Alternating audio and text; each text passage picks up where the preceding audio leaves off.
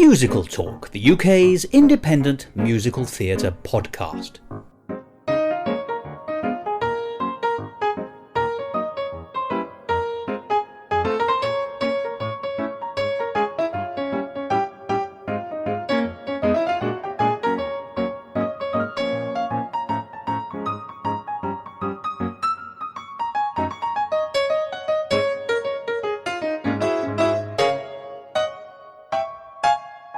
Hello and welcome to another edition of Musical Talk. I'm Thos and I was recently musing on the sometimes unpredictable juxtaposition of musicals and the unexpected resonances that can cause. In 2002, Our House came out at the same time as Moving Out, which always makes me chuckle. And then in 2005, Good Vibrations was immediately followed by All Shook Up. So surely it's about time we had Hair and Hairspray revived together. Or possibly, if you want to be a bit more obscure, Redhead and Top Hat. Well, today is the beginning of a two-part sequence of episodes about the Royal Scottish Conservatoire, a real powerhouse of production in Edinburgh and Scotland, but for our purposes, it's most recognised, I think, for the musical theatre productions that it puts on every year for the Edinburgh Festival Fringe. For many years now, what it has tended to do is have one big well-known show, usually a Scottish premiere, and then also it commissions new writing, usually, although not always, 2 new shows. And in the last couple of years, those 2 new shows have been at least thematically linked. And I have to say, we must applaud the Royal Scottish Conservatoire for doing this.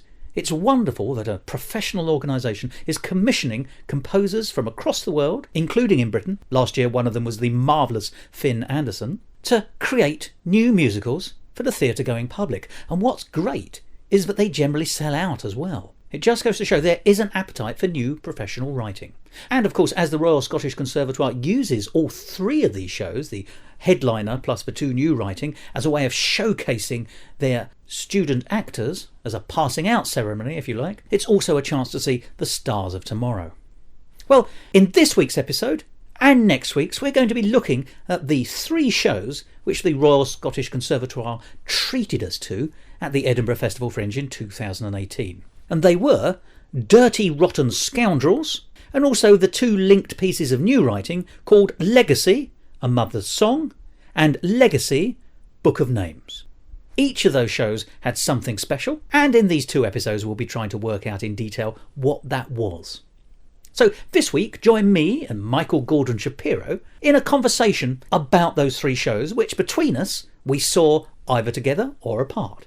And then next week you'll be hearing the lovely David Herzog interviewing some of the people who were actually performing in those shows, giving you the insider detail, if you like, about the 3 shows we've been talking about. Something to look forward to there. So, let's start by getting this show on the road, as I invite you to listen in to the conversation I had with Michael Gordon Shapiro about the Royal Scottish Conservatoire's 3 shows at the 2018 Edinburgh Festival Fringe. Musical Talk. Mike, once again it's my great pleasure to continue the tradition, I think, of talking about shows here at Edinburgh this year that we've seen either apart or together. So far we've avoided ever talking about a show that neither of us have seen because that will be rather empty noise. But how are you, and what are your first impressions of this year's Edinburgh Fringe? First of all, I'm doing great. My yearly pilgrimage to Edinburgh is one of the highlights of any given year, and I would say that our conversations, our wrap discussions on the shows we've seen is one of my highlights of going to Edinburgh. So it's a meta So you're massively highlight. Jet-lagged is what you're telling me. Yeah, I can't keep awake. It's terrible. So I won't remember this conversation, and I'm glad we're recording it. This has been a great year, I think. At least the small slice of the festival that I've seen during my 1 week here, there's been a large number of really memorable shows that I enjoyed, and in prior years there were always a few standouts, but perhaps fewer. Now that's interesting because it is all in the selection, isn't it, in a way? Because exactly, I think the point you made there is very telling. The business that all you can do, anyone coming to Edinburgh, is only ever going to get a slice, and you cut your slice of that particular cake in the way that you want to. You know, you and I focus much more on musical theatre than anyone else, or than many other people, and some people just come up here for the comedy. But even you and I, who have seen predominantly musical theatre, will have seen a very different range of shows. I have enjoyed a great many of the ones I've seen so far, and we will, of course, be talking about some of our favourites. Of course.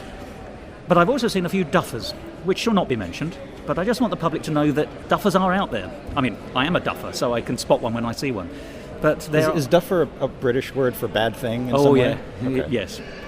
Below par, I think. A silly person is a duffer, but a show can be a duffer in the sense it's failed to succeed. So, kind of like a dud. Yes, that would be the exact equivalent. Perfect.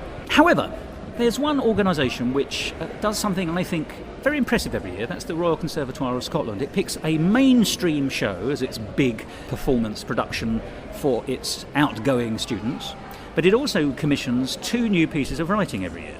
We've touched on them previously. You went to see Atlantic, which was...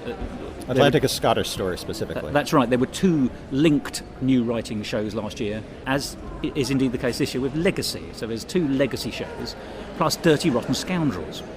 So whatever one thinks of their selection, they do something fantastic here at the Edinburgh Fringe every year, and that is much to be applauded. So I think, first of all, we're going to concentrate on what their offerings are this year. Now, we have seen all the 3 shows, but there's only one show that we saw together. Right. And I think we should deal with that one last. Fair enough. So let's go for their mainstream production, which is Dirty Rotten Scoundrels. In Britain, that recently played the West End. It's now come to a conclusion. It's no longer out there. It didn't exactly set the world alight. It played for a comfortable amount of time.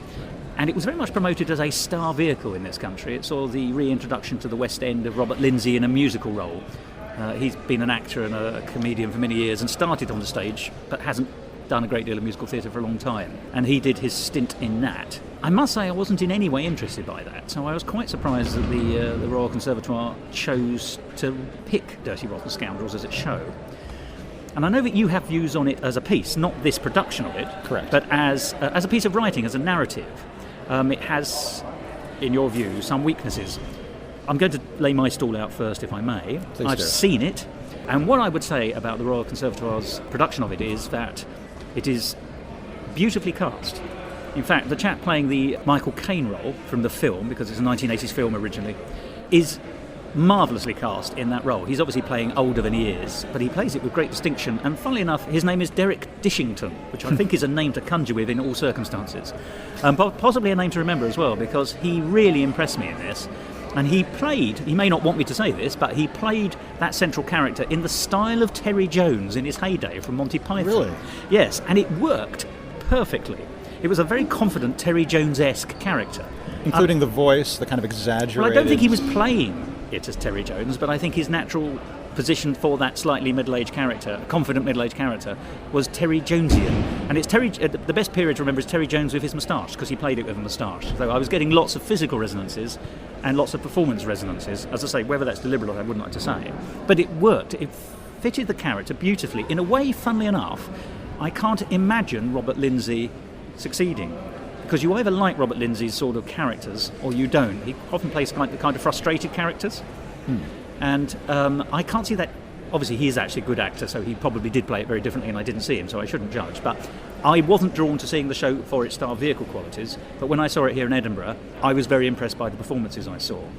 I also liked the piece a lot more than I thought I was going to. But it does have one principal weakness, and I'm going to guess that this is the thing that you dislike most, because you hinted to me that you thought there was a problem with the writing. Now, my guess is, and you can tell me whether I'm right or wrong, is as a piece, it works quite nicely as a story. The original film on which it's based is nice and compact, and all the plot points work. The songs from the piece, though I can't remember many of them, all were very perfectly charming and fitted the piece they were trying to work on. But then it was incredibly lazy by becoming meta. It did the Urinetown thing, which is that all the way through it would make reference to the fact that it was a musical being played before you. So one of the characters, towards the end of Act 1, goes off and says, "I'm going off, but don't worry, I'll be back in Act 2 because I have a feeling I'm going to be needed." And there are scenes where something is happening and the crew come on and change the scene around them. They take the props off and move the scenery, and they say, "Oh, looks like we're changing scene, we better get off." And the thing is, that is actually a distancing thing. It's a cheap laugh, and it got its cheap laugh, but it did so at the expense of the worth of the piece. And I actually think it's strong enough to succeed legitimately, if that makes some kind of sense. If it was just telling the story it was telling, I'd have bought in a lot more. But because every now and then it just hooked me out for nothing more than a chuckle. It's interesting that you point that out, because the production I saw, if memory serves, did not have those metatextual references. Did it not? It played the story as straight as that story can be played. Oh, well, yes. So I wonder if those moments were improvised, or maybe it was kind of a defibrillator to give some life into a product that wasn't performing the way they had hoped. But it's interesting that that's how they interpreted it this time. Well, that's interesting. So, I mean, as a musical, it's been around now for a few years. But it's only really, as I say, reached these shores recently. This is the Scottish premiere here in Edinburgh, and it was the London premiere last year, I think. So it may well have been tweaked and twiddled on the journey, as many musicals are.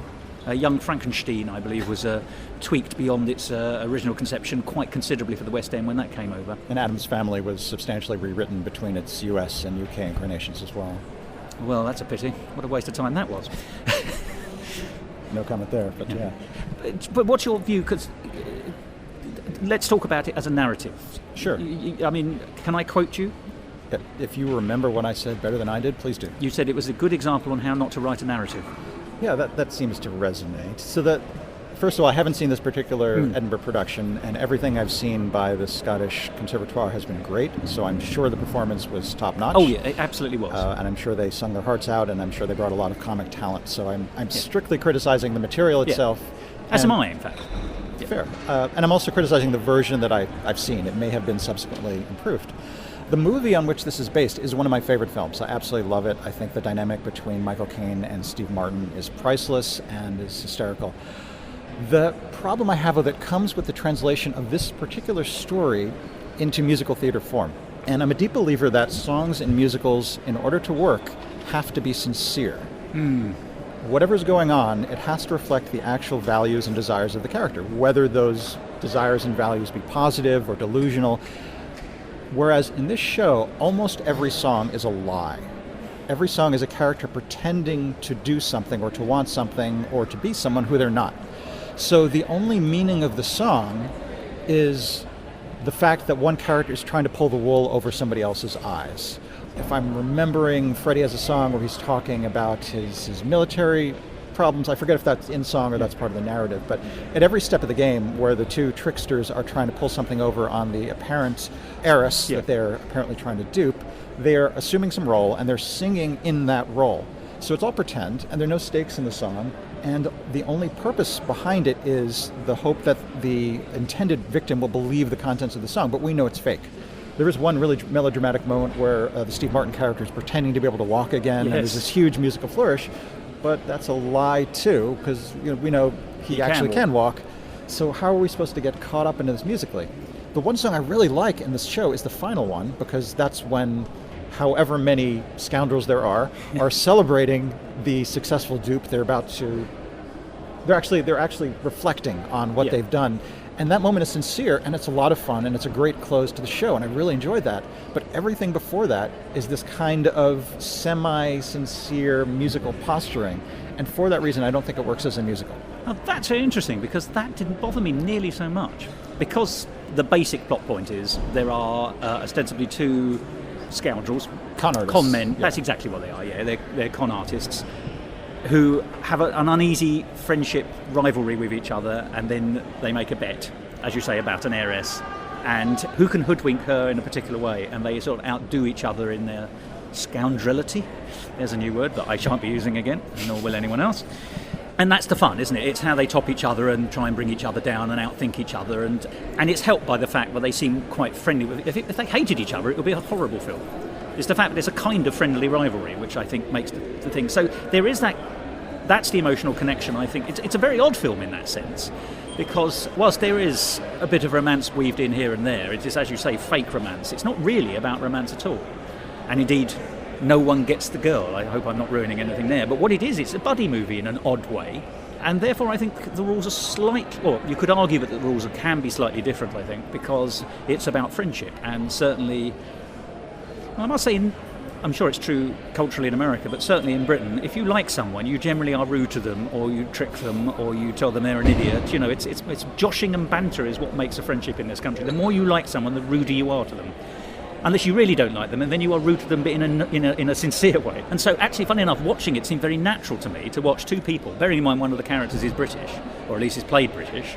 That's the elder character, the Michael Caine character. It seems quite natural to me that they should have this kind of joshing relationship, and therefore, the insincerity of the song seems to reflect something which I think is very important in British culture, and a lot of people have observed it, which is actually that no one in Britain ever says what they think sincerely. You know, it's not lying, it's just no one would dream of being honest with each other directly. So I'm wondering if actually that does play better here than it might do in America. I know that's a dreadful, sweeping generalisation, and I'm quite happy to be slapped around the gills with a sharp stick. It might be that I'm overly sensitive too, and everyone else in the world has a great time seeing the show, and I absolutely don't begrudge anyone the enjoyment they might get from the funny moments in the show. I'm hypersensitive. That's not fair. No, it's not. I have a sophisticated palate. Yes. When it comes to the much better, the function of music in a show, and if the music isn't about what it seems to be about, and there isn't some obvious subtext that's presented to us, the audience, then I find the emotional content of the music seems to clang false to me. And this is worsened by the case, I'll be very vague, but there's at least one character who sings a few songs that are utter fabrications, and this character sings them directly to the audience, basically saying, this is who I am, this is my backstory, this is my experience. It's not even a case of a character deceiving someone else, which we could kind of forgive, but the character is deceiving us. So at the end of the show, we can go back and reflect on those songs and say, wait a minute, that was completely false. I've been sold a part. Yeah. And that's very unsatisfying, even though the effect only really happens at the end when we think back. Now, that is a good point. I'll absolutely concede that, but there is a situation, yes, you're right, where a character essentially sincerely lies to the audience, and we are duped, which is all part of the twist, of course, which we won't be revealing, but it's... Yeah, do you know, that's a tremendously good point, and yet it didn't register with me at the time of seeing it. It's a funny song. Yes. If it were true, I would enjoy it a lot.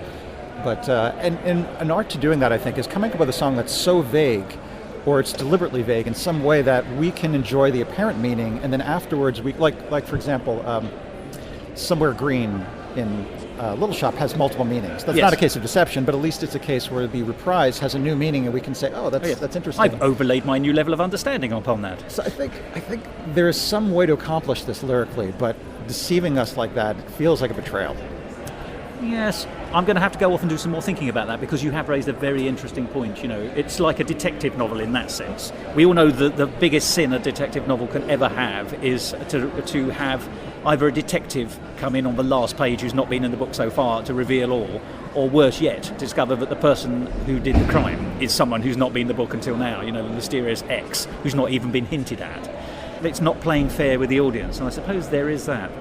But you and I do share a dislike, I think, because we've discussed it elsewhere, about the meta-ification of musicals. Yes. Which are now, it seems to be becoming standard, and always suggests a lack of faith in the original material. And notwithstanding the caveats that you very sensibly pointed out, I still think the piece works very nicely, and I can see why it had a respectable, if not enormous, run on the West End. Or in the West End, I should say, getting my prepositions correct. Don't want to fall into the Alan J. Leonard mistake of on the street where you live. It's worth noting there's material inherited from the film, which is very funny. The story, if you remove my objections to the musicalization, is a great story. The characters are fun. The music as music is a lot of fun. I think it's David Yazbek who scored that. I don't remember. But you're ahead of me on that. It's a fun score musically, so it's not a sweeping condemnation. It's a very specific objection that I have. There was one moment that felt a little bit awkward, because there is a moment, isn't there, where Freddie, the younger con man, is pretending to be a decorated military hero who, as a result of some trauma, it turns out not to be military, cannot walk and turns up in a wheelchair. And I did detect a brief moment when the audience were going, that's a bit awkward in this day and age, to have someone pretending to be a wheelchair user for comic purposes, because we've all moved on a little bit from that. But I think that the thrust of the show is so farcical and ridiculous, but actually they very quickly settle down again. But there was just that frisson in the audience. I think audience is always fascinating to me, to what they tell you about a show, sometimes involuntarily. There's a scene where the elder character pretends to be a psychoanalyst and uses some pretty harsh medicine, obviously, to cause pain. Yes. And watching a man whip a person in a wheelchair would be otherwise quite unpalatable, I suspect. But it's allowed itself to do that. But that first moment of arrival of a character we have seen to be able-bodied then turning up in a wheelchair did just send a little bit of ooh through the audience. It lasted that long, a snap, but nothing more than that. I can see that. And humor tends to reflect the attitudes of the times, and the 80s might have been a little broader in that specific respect than we would be today. Yes, perhaps less sensitive. But all in all, actually, I very much enjoyed it, and I would certainly recommend it to other people. But if I was revising the book, I personally would take out all the meta stuff first. That would still be my big step. And if you were revising the book, you'd add some sincerity. I would have to question whether the story is musicalizable in a satisfying way, and that's write that down. They won't invite me to the meeting, given my opinions, so it's a hypothetical. Well, do you mind if I just ask you a little question on that? Because that's very interesting, because I think that's almost the first time I've ever heard anyone say that a show cannot be musicalized. Almost everything, it seems to me, if done properly or sensitively, could be musicalized. Is it your belief that the inherent insincerity of the characters makes this unmusicalizable? I think it's to follow on your coinage. It's an interesting question, and I'd have to spend a lot of time thinking about it. But my from-the-hip response is, if you could make the songs be about the things the characters actually wanted, instead of about what their invented, fabricated alter egos want, then you would return the sincerity, and the show would function better as a musical. So in other words, if the Steve Martin character were singing, "Gosh, I've gotten myself into a pickle. How am I going to fraud my way out of this corner? I've claimed to be a military man, and now I'm stuck in a wheelchair." And maybe we were privy to his machinations and his thinking. If the songs were on that level, then I think the show could work. So not unmusicalizable, just not shouldn't have been musicalized in this form. Perhaps. Is there a kind of show that couldn't be musicalized, Ben? I'm sure the answer is yes, and you're putting me on the spot because I can't come rather. up with a... Well, interesting... It's one of the joys of asking the questions. An interesting, relevant question is, can Alice in Wonderland be made into a musical? And Disney, of course, famously did this, but it wasn't a musical in the sense that we would think of a musical It's today. also not one of their classics. Right, exactly. Yeah. You can add fun songs to just about anything that's not Schindler's List, but if you want a true book musical, the songs really have to take us on a journey on characters that we connect to. There's certain, if not rules, very strong guidelines that musicals generally have to follow most of the time. And certain stories just don't lend themselves to that. And I was wondering if Alice in Wonderland could ever be done very well as a musical, given that Alice is sort of surly and she objects to everything and she's being swept along by the tide of events and doesn't really... She's very reactionary, isn't she? Yeah, she is. Not in the sense of being backwards, but in the sense of reacting. That's the Queen of Hearts role. Exactly right. So, well, I was going to say, but yet... Alice in Wonderland is musicalised 2 or 3 times in every Edinburgh Fringe, and indeed I have seen one really good adaptation of it in a musical form a few years ago, which really actually very much impressed me. But it was quite the unique version, because like you, I've stopped going to Alice in Wonderland at the Edinburgh Fringe because it's always, or very nearly always, disappointing for the reasons you've laid out. I think the one that was successful was clever because what it really did, it managed to find a very successful overlay. And in fact, really sort of proved to be a prequel. It was sort of Alice getting to see how the character she meets in Alice in Wonderland came to be when she goes to Wonderland on another occasion. I can't remember the dynamics of how that was achieved, but I remember at the time it worked very well. But it wasn't quite the Wonderland story by Lewis Carroll. It took a lot of that, but it was. I suppose it was essentially Wicked for Alice in Wonderland. Really, that's the probably the genesis of the idea. But that was a very successful Alice in Wonderland musical, but not really an Alice in Wonderland musical. So once again, that takes us back to our starting proposition. Once again, taking me back to Alan J. Lerner, who seems to be haunting this conversation. Right on. Well, it's an interesting question of are there any stories that are intrinsically unmusicalizable, or that would be so difficult to turn into a satisfactory musical that we can treat them as if they were unmusicalizable? Well, you can flip this on its head, because it's sort of widely accepted, isn't it, that Chess is a fantastic musical and yet has never been quite done right. So does that mean that's actually a musical which is unmusicalizable because no one's ever been able to get it right, including the original people? I think that story could be rewritten to work because it has some really exciting characters who are squandered almost immediately, and all the important decisions. What's that? Like pawns. Like pawns in the game, exactly. But one thing I always observe about Chess is some of the biggest moments happen behind the scenes. We don't actually see the moment where, is it Anatoly? and Florence decide to elope. We just hear a news reporter mention the fact, and I thought, well, that was a pretty big moment. I would have liked to see that. So that was just a bungled story. But I think if we think of stories that are generally non-aspirational in some way or don't have active driven characters, those are the ones that are really tricky to turn into musicals. And yet, ironically, if you have something which is truly abstract, you can sort of almost turn it into a review. So that could be, I'm using the broadest musicalisation of course. Opportunities. I think this might have to be a discussion we have another day, because this could be an episode. Yeah, I would love to ponder this further. I'd love to prepare for that discussion. Yes. As opposed to pull things out of my pocket. Well, that's a legacy of our conversation already, and you can see that I've made the cheapest of segues, because the two newly written shows, thank you very much indeed, yes, please send money to the usual box. The two newly written shows are thematically linked with the title at least, which is called Legacy. One is called Legacy: A Mother's Song, and the other one, which is the one that you went to see, Legacy: Book of Names. So, now, I haven't seen this, but I know that you were very impressed. In fact, you thought a lot of this, I think. So, give us the rundown on this particular legacy. To give credit where credit is due, I see that music is by Jonathan Bowerfield, the book is credited to Casey Kendall, and the direction is by Ryan Cunningham and David H. Bell. Any mistakes there are my own. I should add as a sidebar, credits for shows seem to be very obscured in the Edinburgh Fringe. You actually have to dig up the authorship, which is strange, because usually authors like to self-promote loud and proud. Although, once again, the Royal Scottish Conservatoire does hand out a programme of its 3 shows every year, usually. It certainly does for its main show. For Dirty Rotten Scoundrels, we were given one of those programmes that's two-sided. So it was Dirty Rotten Scoundrels on one side, and then you flipped over for the 2 legacies. And half of it was printed upside down. Seems appropriate that it would be double-faced. Thank you. That's a very nice observation. You win the no one can see this, but I've just given you a rosette. Oh, thank you. It looks lovely. This show, Legacy: Book of Names, is the story of a group of predominantly European immigrants coming to America, I think early 20th century. I don't quite remember the dates involved. And they are waylaid on Ellis Island for a number of reasons. Some of them have their own hold-ups due to the particularities of their situation, and then I believe there's some rioting ashore which provides the pretext to stop the ferries. So we have a group of very sympathetic people who are stuck in limbo, and they come from many different places. So it's a waiting room musical in that sense. It is. Yeah. It's exactly like that. And the danger of shows like that is sometimes they're just used as an excuse to peel back the onion layers and reveal things that happened in the past, and to let old resentments and rivalries resurface. This isn't like that at all. You're presented with a very motivated and aspirational group of immigrants who really do believe in the American dream, and you get the sense that those receiving them, though portrayed sometimes as gruff and doing their jobs very functionally, are also very sympathetic.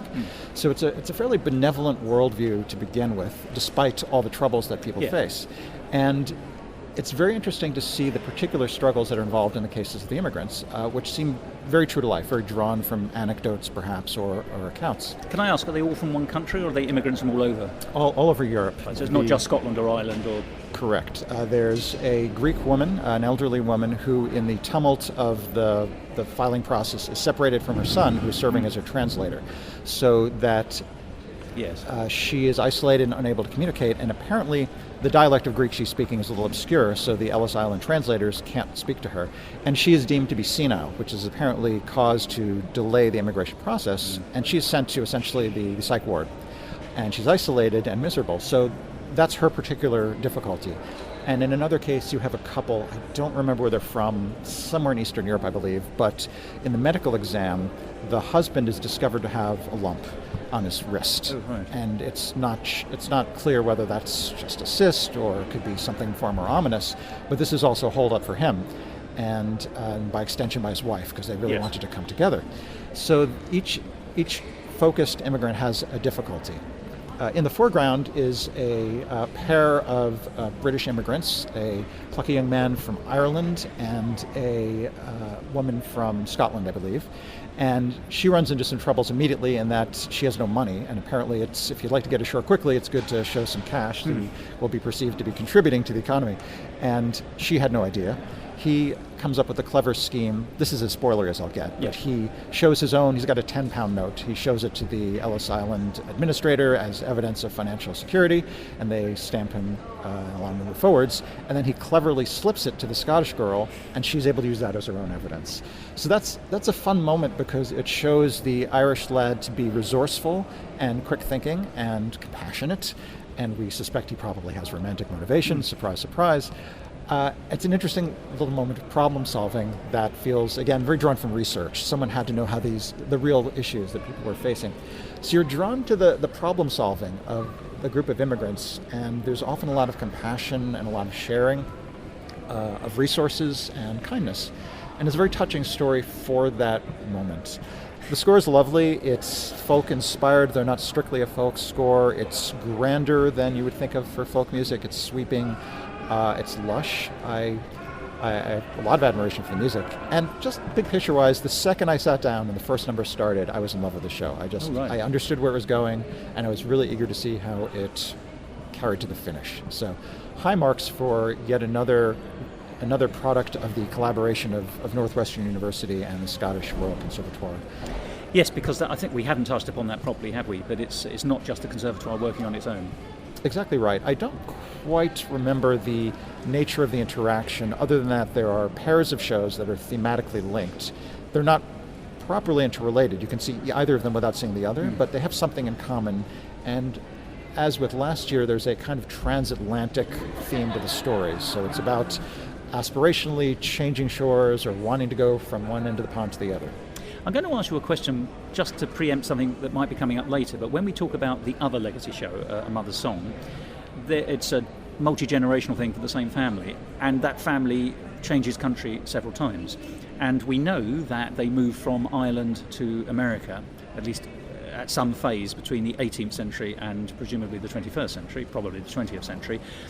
Is there any suggestion, even a throwaway, that any of the immigrants in this musical might be a member of that family coming to America? Because that would make that a neat connection without overweighing it or overbalancing it in any way. You've seen both. I have. I don't believe there's any such connection, and I think the nature of the collaborative process puts both teams, I don't know if it isolates them from each other, but I don't think it encourages the writing teams to overlap their shows in that way. So thematic rather than specific, if you like. Yeah. Exactly. Now that said, I've only seen 2 years worth of material, and it may be in the past they did things differently. Well, I must say I don't think they worked on this basis in quite the same way. Historically, usually there were 2 shows that were written. Some years it was only 1. And I don't remember them in the past necessarily being connected in any obvious way. I think they just commissioned 2 sets of writers to go off and produce, and so they did. If there was any thematic linking, it wasn't clear to me what it was, and they certainly didn't share, the format of title, subtitle here. I think in the case of A Mother's Letter, the... Mother's Love. Mother's Love. No, A Mother's Story. Mother's Story. We're inventing our own variations. Yes, extra musicals you could see if you've made them up. If you need additional titles, come to us, because we clearly have quite a few. In the case of the second show, there was a contemporary group of characters, and then I think the historical characters were more 17th and 18th century, if I remember correctly. That's exactly right. The first generation of the family were 16th or... No, I think they were 17th and 18th. It was, the Scottish family was 17th, and by the time the family got to Ireland, that was the 18th century. It was 17 something or other, wasn't it? So, and as you say, a contemporary American couple in the foreground. So I think the shorter and better answer to your question is no. Can I ask then about the Ellis Island musical? You were talking at the beginning about how you've set up, or how all these characters have been set up. But there is interaction between them. It's not one of these episodic things that... No. They do talk to each other, and you see the interaction. And presumably it's not just through the customs officials and the immigration officers that do that. They themselves... They do. They form ad hoc alliances and support groups, and a romance emerges from all these unlikely connections. I've kind of spoiled that, but you see it coming from the first scene of the show, so it's not a really huge spoiler. But there are some unexpected twists. Not everyone's story is fully happy. A few are bittersweet. So it's not a goody two-shoes, everyone happy kind of story either. There's just one would expect it to be with the subject matter, exactly. But it really is a warming and fulfilling show. Which leads us, I think, on to the next one, which is Legacy and Mother's Song, which is by a musical by Finn Anderson, who's a friend of this programme, and has written some tremendously good works in the past. Alba was indeed our pick of the Fringe a few years ago. He's a tremendously accomplished composer and lyricist, but he also was the writer of this story with someone else. We saw this one together, and the concept, as I've already sort of alluded to, is the fact that it was 3 generations, not successive generations, just 3 generations in the timeline from the 17th century onwards, of 3 different couples. Well, no, that's not fair, is it? 3 different women and the circumstances they find themselves in about maternity and wanting or not to have children. So to delineate, there is a 16th century Scottish couple, so that's the first generation we trace back. Because I think there's some reference in the book, isn't it, that she can trace it back to 1609 in Scotland or something like that as well. So well, the MacGuffin in the story is that the present day protagonist discovers that she's been bequeathed a recording, which is from her aunt, who was interested in the history of a category of folk ballads. So that study gave her a pretext. The aunt of the main character gave the aunt a pretext to go and study the family tree and follow the transmission, I guess it's an oral tradition, of these songs from shore to shore. And as a side effect of that, our main character becomes newly interested in her own ancestry and, as you said, some of the issues pertaining to maternity. So we are going to, I think we have to discuss some of the things that happen to the characters here. So if people don't want spoilers, then they probably better jump ahead. Yes. But the 3 women in question have this situation. The first one, as I say, is in 17th century Scotland. She's married to a vicar. He's very desperate to have children, and she genuinely isn't, but she finds herself pregnant. The middle woman is in 18th century Ireland, and she has had a dalliance with a sailor, and that sailor has done what sailors will, which he's left, although she doesn't seem heartbroken about that. She seems quite an independent woman, and she is determined to have the child, but she's fully aware of the difficulties that society would give her at that time. So she essentially boards ship to come over to America. In fact, so that's when that. Yes, I've answered my own question there, haven't I? In a way, that's when the family moves from Ireland to America. Where she joins a boat of Presbyterians who are seeking religious freedom in America, right? Ostensibly. So she can start again with her new child, and it's her struggles on how she's going to do that. And then finally, the last story, as you say, the woman who's inherited is in a lesbian relationship, and her partner is very keen not to have children.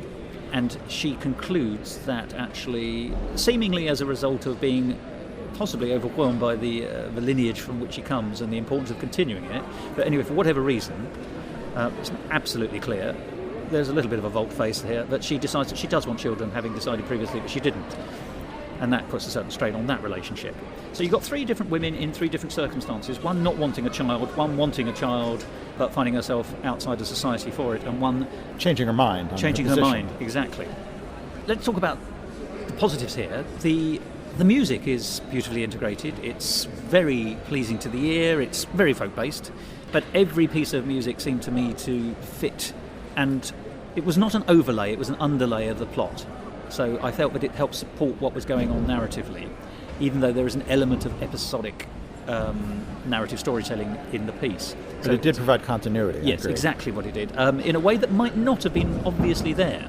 And there's a question. We've already had a question off the record about whether the story would have been better or worse if the 3 women in question weren't related to each other, if they were just isolated examples of the circumstances that women in general found themselves in, or whether having that continuity of family, which of course is the foundation stone, the framework device, was useful.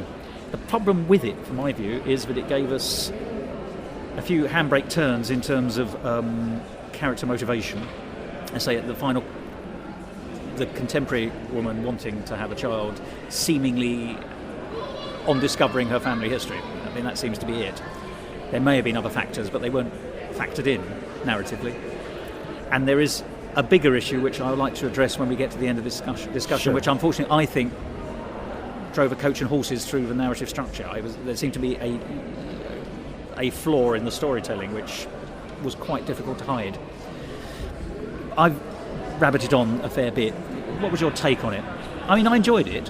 Well, like you, I was impressed by the score, and the opening was particularly striking because we have a assembly of, I guess, cross-generational characters. It's an all-hands-on-deck kind of Yes. moment.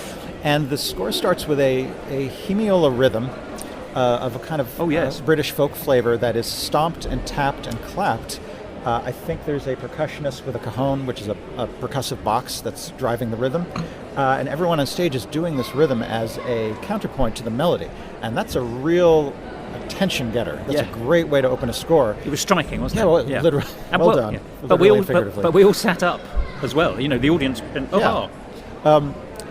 And throughout the score, the rest of the score was alternately folk-influenced or perhaps more contemporary, not in the sense of being pop tropes, but just having a generalized contemporary musical theater voice. And I enjoyed the score throughout.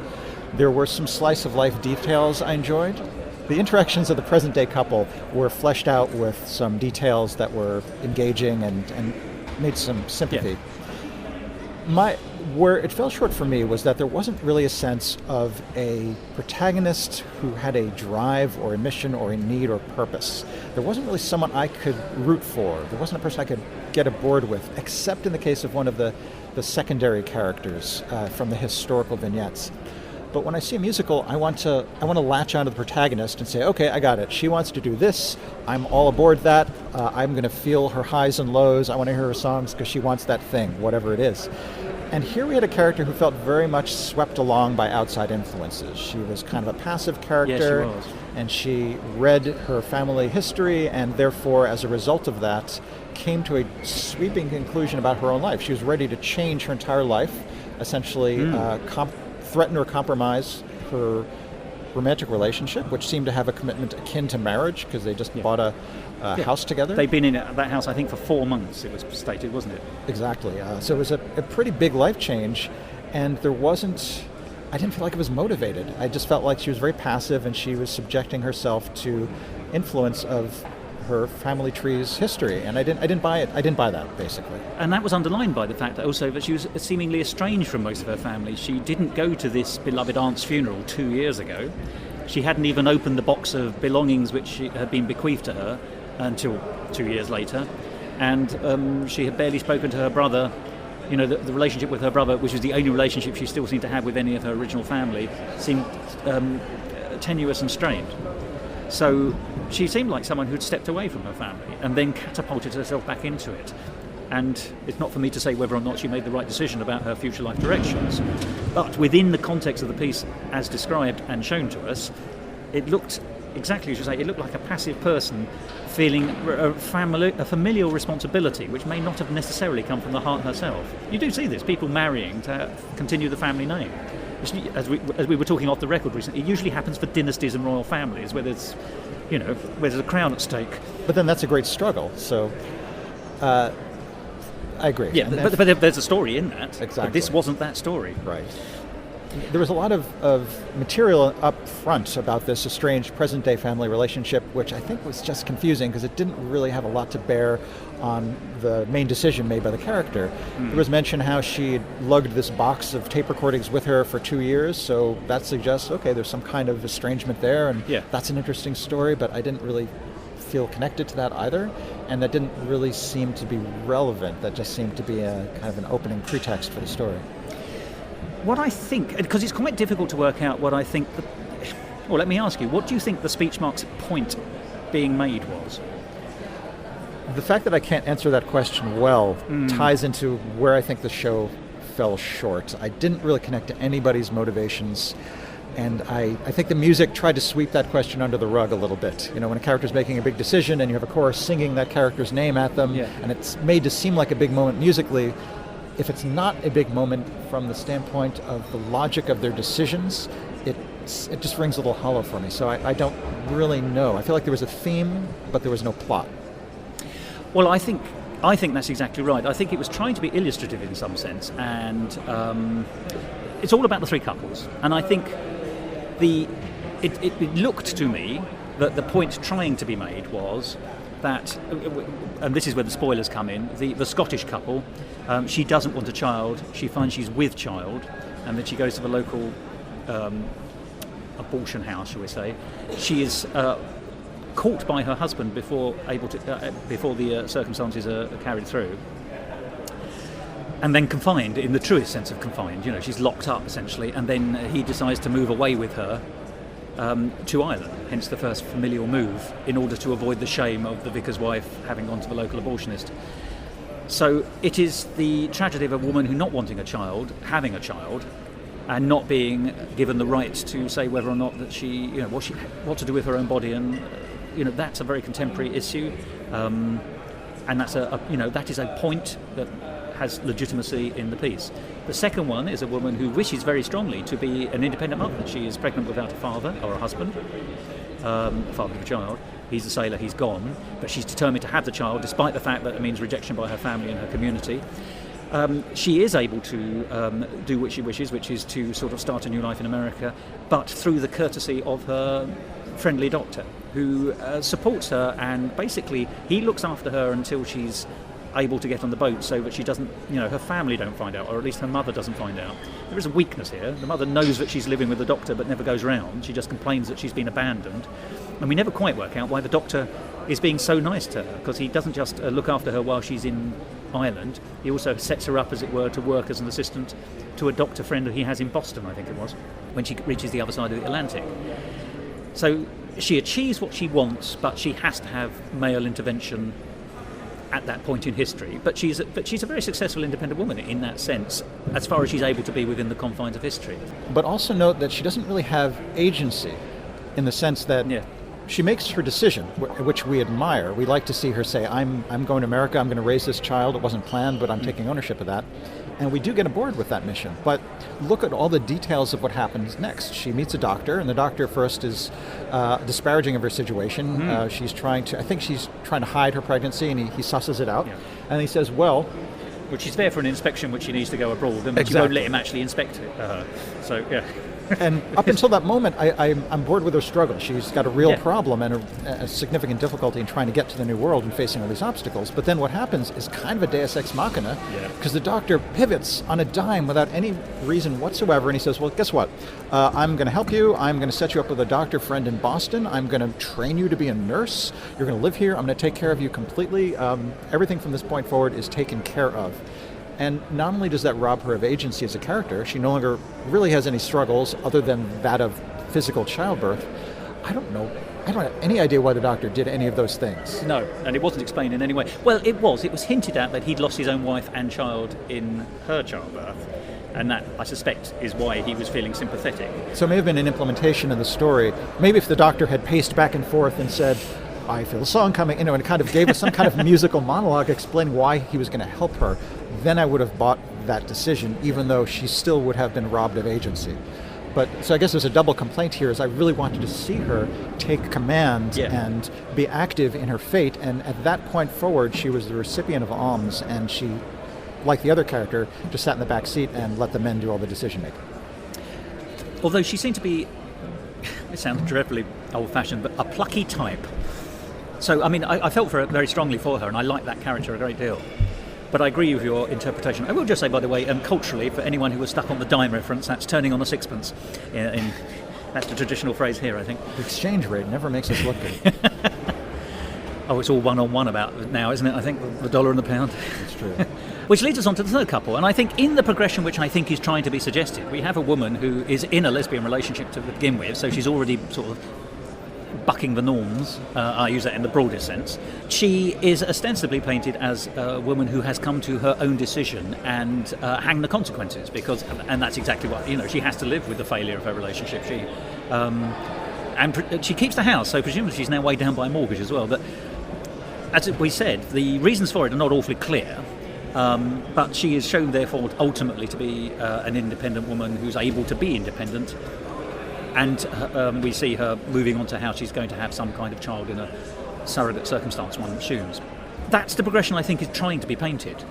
The problem with it, and this was the problem I think we both spotted quite quickly, and I think is difficult, is that for that progression to show, isn't this marvellous, this family have over the years, society has allowed women much greater, one hopes equality, or certainly heading in that direction, and a chance to be independent without the assistance of men or being controlled by men completely. You then get the problem, which is, but this family line is therefore going through its positivity and improving, which sort of suggests that the actions of the vicar in the first episode, to confine his wife in order to make sure that she has the child, was the right outcome, which sort of works against. There's just an unfortunate flavour coming out of that. And I think we both felt that quite strongly. That to me felt like a tear in the narrative, which, and I think you used the phrase, was sort of slightly covered up rather than addressed. It was not addressed. And it just means it's an unsatisfactory whole, unfortunately. It's a beautiful piece with a beautiful score, marvellously acted, and a hole right in the middle of it, I fear. And I think it was exacerbated by a trio showing all three women singing together. Yes. At essentially equal distance from us physically on stage. And the suggestion there is that they are parallel in some way. And yes, there are similarities between them because they're all dealing with the question of motherhood. But two of these characters had some active decision-making opportunity. The third, as far as we can see, was a victim, and she deserves our pity, but her situation was not comparable to the other two. No. And treating them as equivalent feels wrong. I feel like we have to. It's a bit of a champagne problem, is that what we're saying? Yeah, yes. I agree. Comparative to the life and death struggle of real childbirth as well. I mean, there might have been, if I'm going to try to come up with what the message might have been here, and there might have been implied progression, because we start with a character who has no choice over her status of mother. We move to someone who's made a choice, though she's limited by the social norms of the time. And then we finally arrive in the present where someone who does have a choice about motherhood, and she makes a tough choice that disrupts other elements of her life. So in that sense, we could say, okay, things are getting better in terms of the ability of women to make that choice. But because the present-day character, Sarah, because her choice is so strangely unmotivated, I don't think that message is delivered the way it was intended to be. Yes, I think that's a fair summing up and conclusion on that, if I may say.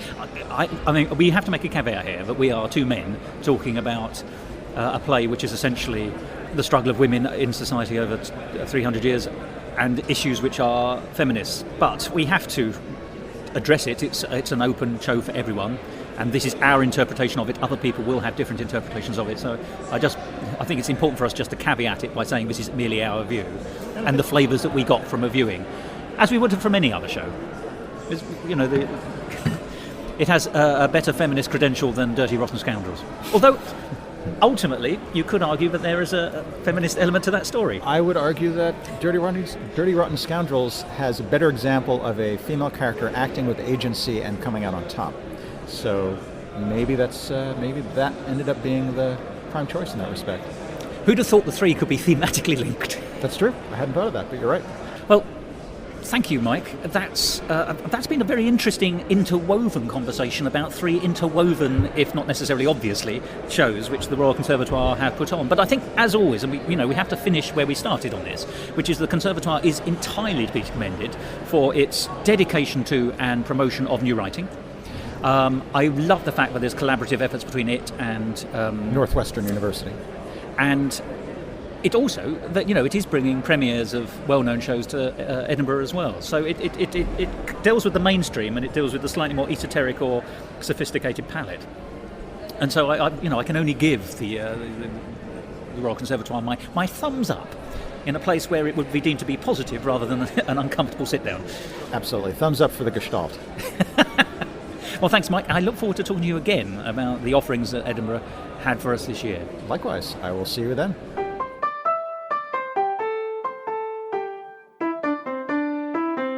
Musical talk. And there we are, the ever wonderful Michael Gordon Shapiro, who brings, I think, some very interesting insights as a composer and lyricist in his own right into the three shows which the Royal Scottish Conservatoire was putting on last summer. If you do find yourself anywhere near Edinburgh during the Fringe, you should certainly consider seeing a Royal Scottish Conservatoire show, or three. And if you don't believe me and Michael, then hopefully next week's episode will persuade you, because, as I said earlier, you'll be able to hear the wonderful David Herzog interviewing some of the people involved in those shows. The insider view. So come back for that. But until then, I have nothing to offer you except my thanks and my farewell. But as goodbye is such a sad word, let me think of something else. OK, how about this? So long, pilgrims. No, I don't think that works at all. Oh well, let's revert to the usual. Goodbye.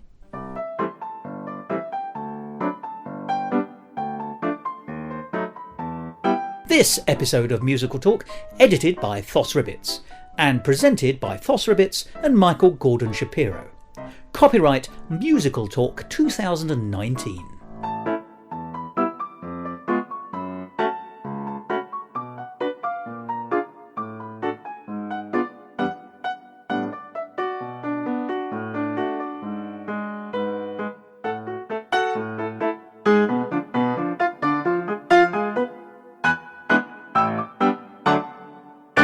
To find out more about the world of Musical Talk and listen to past episodes, go along to our website www.musicaltalk.co.uk or subscribe to us on iTunes and follow us on Facebook, Instagram and Twitter.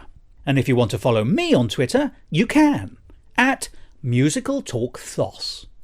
There's a patriarchy, don't you know? Yeah, you can't. What's the point of patriarchy if we can't order you around? If we can't make you discuss musical theatre. I'll go get it to you. Right. Do you want to give me a level, Oliver? I am speaking at my normal, slightly too quiet level. I will try to modulate a little more and sound like this, but I'll probably forget. So if you can pick up this level, don't... Yeah, it's looking good definitely, to me. It should definitely be equidistant, because last year I was always louder than you. And we don't want that, because... Right, I'm going to stand upright there. Just split the difference between our... It seems about right to me, because, yeah. Fair enough? Happy with that? Sure. And you project better than I do anyway. So. From the diaphragm, darling. Thank you. I'll try. Yes. That's all I've got. It's the only muscle that still works. Right. I'll do an in-studio link if that's okay. And she is deemed to be senile. And this is apparently an offence sufficiently grave to... Live. The music is lovely. It feels like... Let's see if it is the final call, shall we? Yeah. Famous last words.